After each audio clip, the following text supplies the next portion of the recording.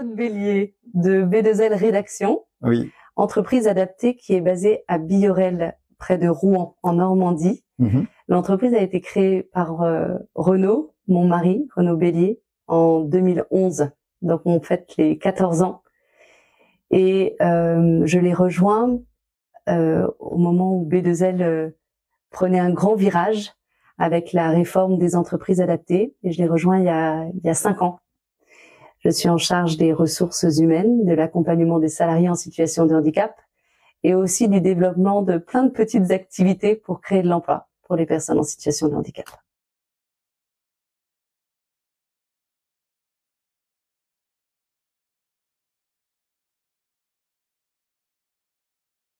Et la maison d'édition, on l'a initiée juste après le Covid, lorsqu'une salariée mutique a souhaité se former parce qu'elle n'avait pas le bac. Cette salariée mutique, elle avait exprimé en entretien annuel le fait de se former et d'avoir le bac.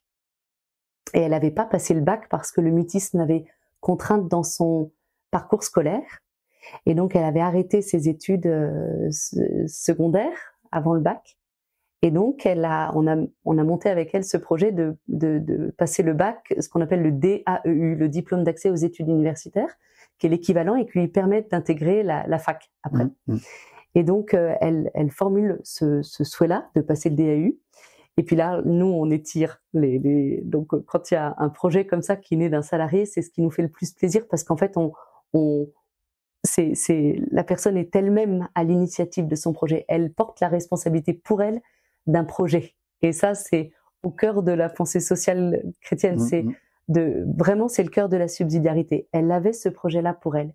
Et donc, on a intégré ce projet-là dans notre plan de formation. Elle s'est inscrite au DAEU.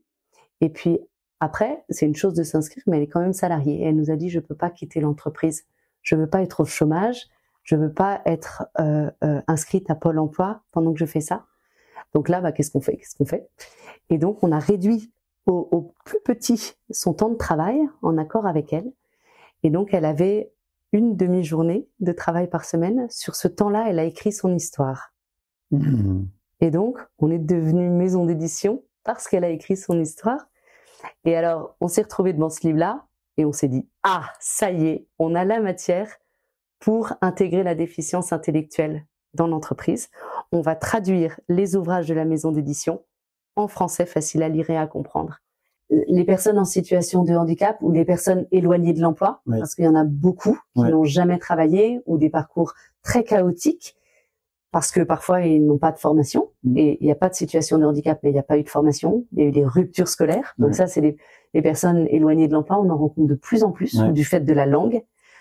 Elles ont un impératif de subvenir à leurs besoins. Et décemment, on peut commencer par un peu de stage, mais on peut pas les faire travailler sans imaginer que gratifier. Et notre modèle économique, pour l'instant, les équilibres, on génère un petit excédent, mais qu'on réinvestit dans la formation, qu'on réinvestit dans ces projets-là de diversification, mais on n'a pas une manne financière pour créer de l'emploi.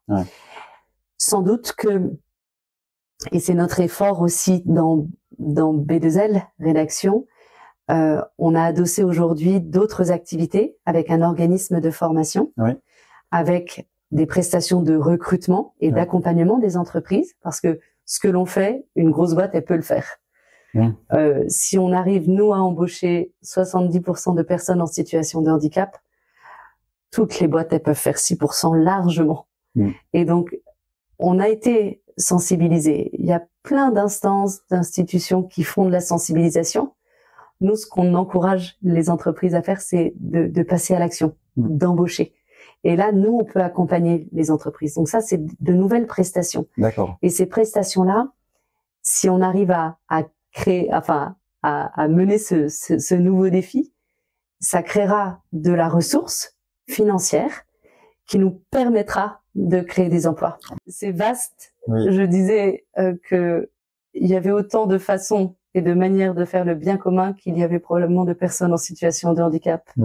Donc 12 millions de manières de décliner le bien commun. Ça laisse un champ immense de manières d'être attentif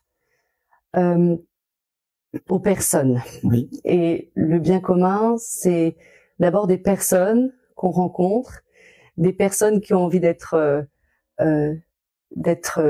utiles, oui. de porter leurs valeurs. Et donc, nous, on sait bien qu'on fait quelque chose pour le bien commun. On s'en rend compte. On se dit souvent qu'on est tellement petit que ça compte pas beaucoup. Et puis quand je dis ça, il y a toujours une bonne âme qui dit mais bien sûr que si, ça compte. Mais on voudrait faire beaucoup plus. Mais on sait déjà que cette petite goutte-là, on s'applique à ce qu'elle hydrate vraiment. On aime beaucoup le travail. Oui. Avec Renaud. On aime travailler. Et ce qui nous anime, c'est que d'autres découvrent que le travail, c'est réjouissant. Et que ça rend digne de travailler. Qu'on a une utilité.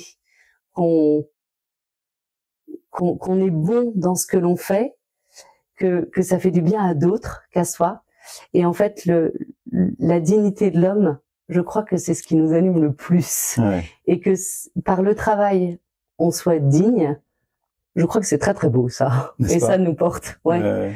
Et que des personnes qui doutaient foncièrement de cette dignité, qu'on puisse la restaurer parce que notre collectif le restaure. Ça c'est quelque chose qui nous porte.